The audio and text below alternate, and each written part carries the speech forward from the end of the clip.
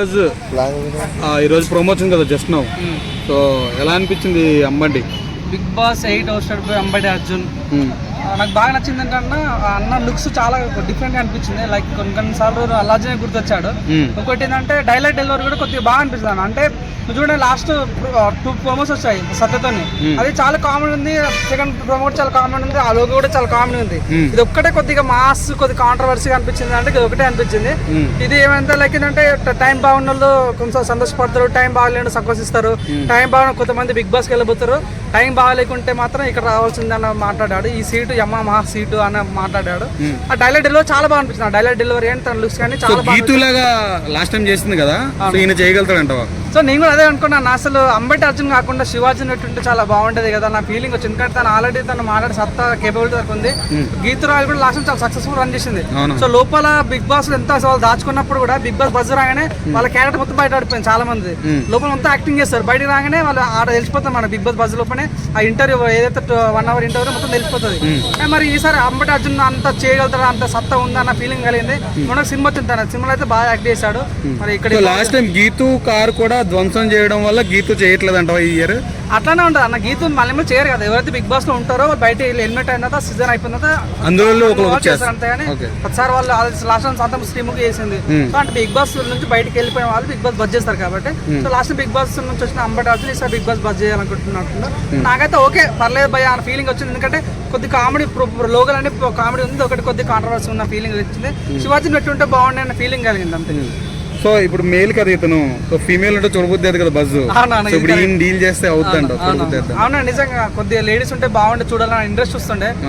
మరి నేను అనుకుంటున్నా బిగ్ బాస్ కి సార్ మొత్తం లేడీస్ వస్తున్నట్టున్నా. చాలా చూసుకుంటే మన 9 to 8 to 10 వరకు లేడీసే ఉన్నారు. సో లేడీస్ ఎట్లయినా మనం బిగ్ బాస్ చూస్తాం కాబట్టి ఒక అబ్బాయి కాంట్రవర్సీ ఉండాలనే ఉద్దేశంతో నేను పెట్టినట్టు.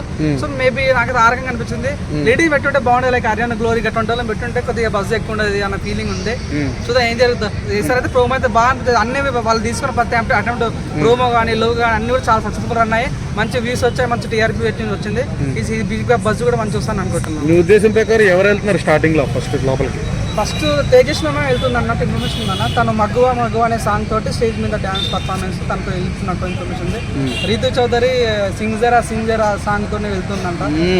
వర్షిని విష్ణుప్రియ కూడా నార్మల్ గా ఒక టెంప్టింగ్ సాంగ్ మధుప్రియ సాంగ్ తోనే వెళ్తున్నట్టు ఇన్ఫర్మేషన్ ఉంది.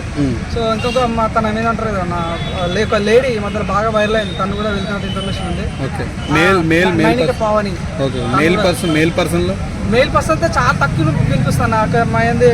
బుల్లితెర మెగాస్టార్ ప్రభాకర్ కానీ, సో మన యాదమరాజు కానీ, లైక్ కిరణ్ అన్న అని ప్రాంక్ బాయ్ అంటారు తను కానీ, కయ్యం మర్చిపోయిన కయ్యం కూడా వెళ్తున్నట్టు. తన డేట్స్ చాలా ఖాళీ ఉన్నాయంట. తను ఆల్రెడీ 3 months కు సైన్ చేసేదంట ఇక్కడ ఎటువంటి ప్రోగ్రామ్ చేయని. తను కానీ ఒక సింగర్ సాకేత్ అని ఉంటాడు మన పాడత తీగ దాంట్లో ఆ సింగర్ కూడా బిగ్ బాస్ వచ్చే ఛాన్స్ ఉంది అంటే ఇన్ఫర్మేషన్ ఉంది. సో బాయ్స్ చాలా తక్కువ మంది రాస్తున్నప్పుడు భాష ఉన్నాడు, ఆయన కూడా వెళ్తాను తెలిసింది. భాష కష్టం అన్న, భాష చాలా కావాల్సింది కాబట్టి చెప్పని వస్తే కూడా బాగుంటది.